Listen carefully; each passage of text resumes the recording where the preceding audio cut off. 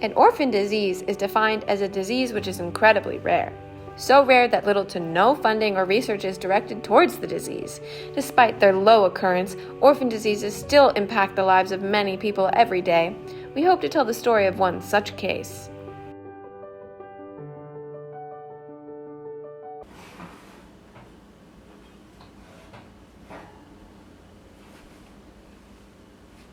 This is stage 5, fatal. From first impressions, Henry appears to be your average college student. He wakes up, goes to class, skips class, deficiency in fiber, pointer finger just a wee bit longer than middle finger, but there's something insidious just under the surface. Henry has been diagnosed with a rare condition referred to as casserole disease. I think the scariest part was how subtle the signs were and how it began to progress so rapidly. You know, there were the few bacon mishaps, which we'd laugh about. But then I saw him trying to make spaghetti. That's how I know it got really bad. Casserole disease is defined as a condition where the afflicted can only produce baked and cooked foodstuff in the visage of a casserole.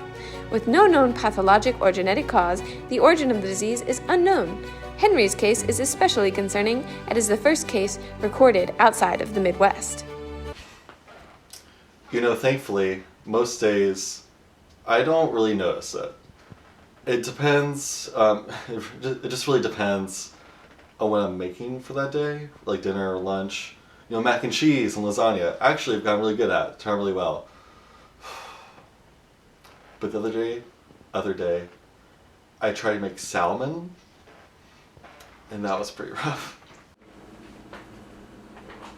This is worse than an ISIS beheading video. I think that the worst part about living with casserole disease is really how people start to treat you differently. After a while, it just becomes really exhausting. Oh, finally, it's like so nice outside. Do you guys want to do something over the weekend? Oh yeah, for sure. We definitely need to do something to take advantage of the weather before it gets too hot, you know. Oh, we should totally do a potluck. I call it fruit salad.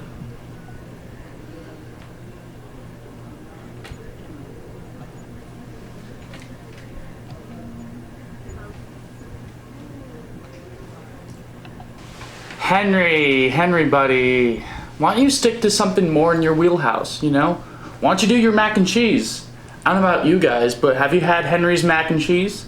It is divine. One single bite, and I'm transported back to Sicily.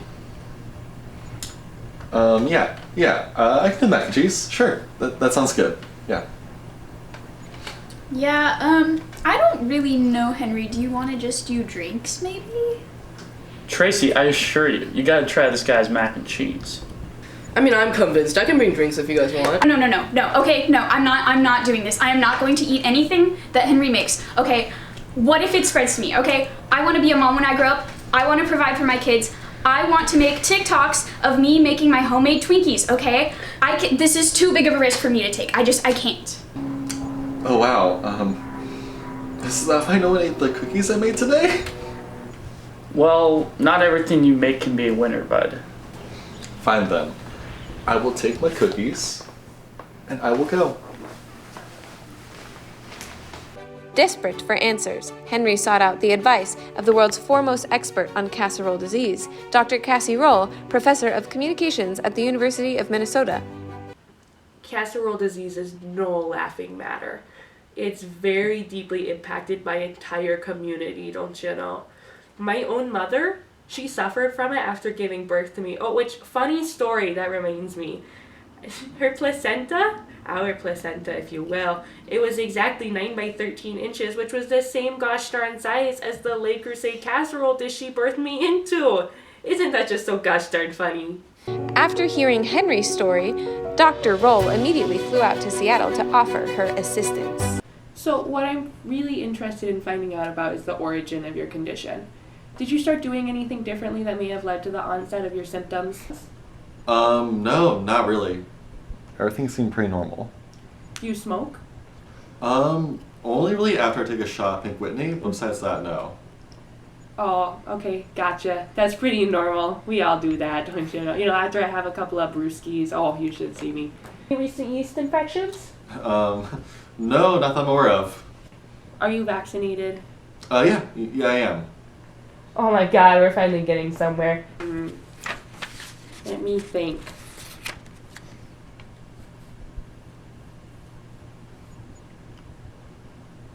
Have you had any recent exposure to the woke left? Excuse me? You know, the woke left, they have like the dyed hair and the pronouns and the septum. There's a lot of them in Minneapolis. Are you boycotting any brands right now? I guess Boeing, but I'm not really sure what you're getting at here. So, Henry, have you ever seen the movie The Descent? It came out in 2005. It's about these girls. They go on a girls' trip and they go exploring this cave system. But then, oh no, they get trapped down there. What do? They're in this cave. You're in the cave right now. That's your disease. And then these monsters start chasing them. Those are also your disease. And one girl gets out because she finds out the other girl slept with her husband. And she uses that rage to get out of those caves. And what you need to do is you need to find that rage so you can get out of your cave. I don't know if somebody slept with your husband lately, but it's worth looking into. There is an experimental treatment that could alleviate your symptoms if what I hypothesize is true, a traditional method. I'm just really not that sure, to be honest. Look at me in the eyes. Are you gonna let this disease casserole your life? Or are you gonna take charge and be the casseroler of your condition?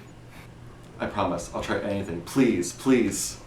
Dr. Casserole's experimental treatment, which at this time is still not approved by the FDA, involved a complete lifestyle change for Henry.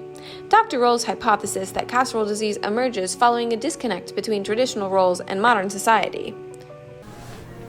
I am not putting that on. Well, honey, you gotta think about it.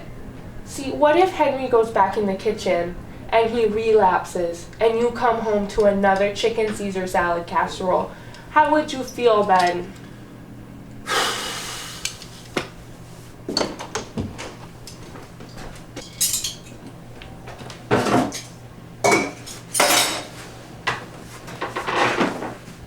Other changes included removing any piece of colorful clothing from Henry's closet and finding a more traditional career for Henry to pursue.